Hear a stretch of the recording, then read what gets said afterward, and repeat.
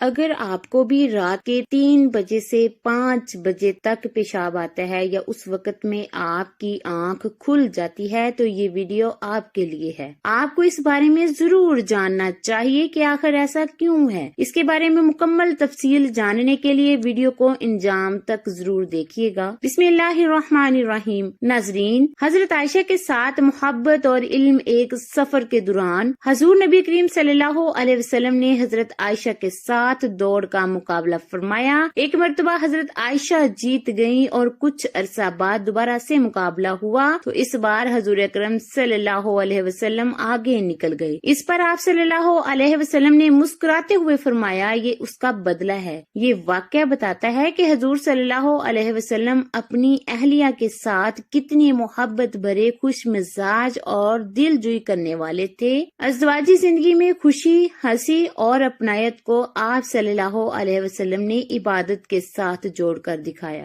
حضور صلی اللہ علیہ وسلم حضرت عائشہ کے علم اور فہم کی بھی بہت قدر کرتے تھے۔ بڑے بڑے صحابہ مشکل مسائل میں حضرت عائشہ رضی اللہ تعالی عنہا سے رجوع کرنے، کیونکہ حضور صلی اللہ علیہ وسلم نے خود فرمایا کہ دین کا بڑا حصہ حضرت عائشہ سے سیکھو۔ یہ حضور صلی اللہ علیہ وسلم کی تربیت کا نتیجہ تھا کہ حضرت عائشہ رضی اللہ تعالی عنہا نہ صرف ایک بہترین زوجہ تھی بلکہ امت کی عظیم معلمہ بھی بنی۔ اس واقعے سے معلوم ہوتا ہے کہ اسلام عورت کو علم، عزت اور قیادت کا مقام دیتا ہے۔ ایک مرتبہ ایک بوڑھا شخص حضور نبی اکرم صلی اللہ علیہ وسلم کی خدمت میں حاضر ہوا اور عرض کرنے لگا، یا رسول اللہ صلی اللہ علیہ وسلم، میں بوڑھا ہو گیا ہوں، میرے لیے کھڑے ہو کر نماز پڑھنا بہت مشکل ہو گیا ہے، میں کیا کروں؟ تو حضور صلی اللہ علیہ وسلم نے اس کی بات غور سے سنی، ڈانٹا نہیں، شرمندہ نہیں کیا، بلکہ شفقت سے فرمایا، کھڑے ہو کر نماز پڑھو، اگر اس کی طاقت نہ ہو تو بیٹھ کر، اگر بیٹھ کر بھی نہ ہو سکے تو پہلوں کے بل لیٹ کر پڑھ لو۔ اسلام سختی کا دین نہیں بلکہ آسانی کا دین ہے۔ عبادت انسان کی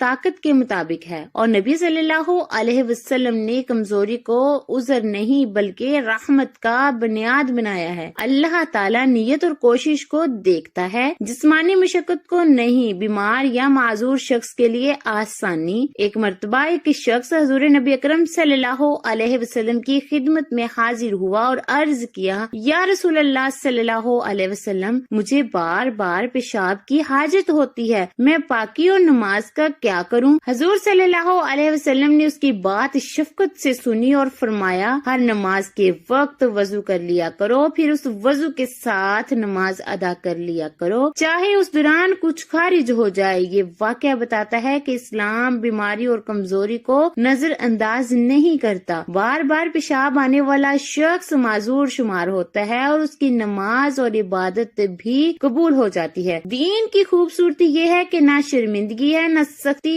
نہ مایوسی، بلکہ آسانی، عزت اور رحمت ہے۔ طائف کا واقعہ۔ رحمت محمد صلی اللہ علیہ وسلم کا جب مکہ میں مخالفت بڑھ گئی تو حضور نبی کریم صلی اللہ علیہ وسلم طائف تشریف لے گئے، اس امید کے ساتھ کہ وہاں کے لوگ اللہ کا پیغام قبول کر لیں گے، لیکن طائف والوں نے نہ صرف انکار کیا بلکہ بچوں اور اوباش لڑکوں کو آپ کے پیچھے لگا دیا۔ انہوں نے پتھر مارے یہاں تک کہ آپ صلی اللہ علیہ وسلم کے قدموں سے خون بہنے لگا۔ اس حالت میں حضور اکرم صلی اللہ علیہ وسلم ایک باغ میں بیٹھ گئے۔ دل زخمی تھا، جسم زخمی تھا، مگر زبان پر کوئی بد دعا نہ تھی۔ اسی وقت اللہ تعالیٰ نے فرشتے کو بھیجا جس نے عرض کیا، اللہ کے رسول صلی اللہ علیہ وسلم، اگر آپ چاہیں تو میں دونوں پہاڑوں کو ملا کر ان سب کو کچل دوں۔ یہ سن کر حضور صلی اللہ علیہ وسلم نے فرمایا، حضور کا جواب دیکھیے، نہیں، میں یہ نہیں چاہتا۔ مجھے امید ہے کہ ان کی آنے والی نسلوں میں ایسے لوگ پیدا ہوں گے جو اللہ کی عبادت کریں گے اور اس کے ساتھ کسی کو شریک نہ ٹھہرائیں گے۔ یہ واقعہ ہمیں کیا سکھاتا ہے کہ حضور صلی اللہ علیہ وسلم بدلے کی نہیں، ہدایت کے نبی تھے۔ جنہوں نے تکلیف دی، آپ صلی اللہ علیہ وسلم نے ان کے لیے بھی رحمت کی دعا کی اور دشمنوں کو بھی مایوس نہیں کیا، انسانیت کے لیے دل میں امید زندہ رکھی۔ ایک سوچنے کی بات یہ ہے کہ ہم معمولی سی بات پر ناراض ہو جاتے ہیں اور نبی کریم صلی सल्लल्लाहु अलैहि वसल्लम वो थे जिन्होंने लहूलुहान होकर भी फरमाया कि शायद उनकी नस्लों में हिदायत आ जाए। रात के हिस्से में पेशाब आने की वजह तबी और जिस्मानी वजह क्या है? रात के आखिरी हिस्से तकरीबन 3 से 5 बजे में गुर्दे ज्यादा फाल हो जाते हैं। दिन भर पिया हुआ पानी और जिस्म का फाजिल मादा उस वक्त खारिज होने लगता है। नींद हल्की हो जाती है, इसलिए मसाना भरने का एहसास जल्द हो जाता है। सर्दी या खामोशी में असहाब ज्यादा हसास हो जाते हैं। ये सब अल्लाह के बनाए हुए जिस्मानी निजाम का हिस्सा है। रूहानी और देहनी हिकमत अल्लाह ताला ने इंसानों के जिस्म को इस तरह बनाया है कि वो रात के आखिरी हिस्से में बेदारी की तरफ माइल हो। यही वो वक्त है जिसे तहज्जुद का वक्त कहा गया है। ये अल्लाह की रहमत है कि इंसानों को नापाकी में छोड़ा नहीं बल्कि बेदार कर दिया। खुलासा है कि रात के आखिरी हिस्से में पेशाब आना अल्लाह के बनाए हुए जिस्मानी निजाम का हिस्सा है। इंसान को बेदारी, वजू, दुआ और तहज्जुद की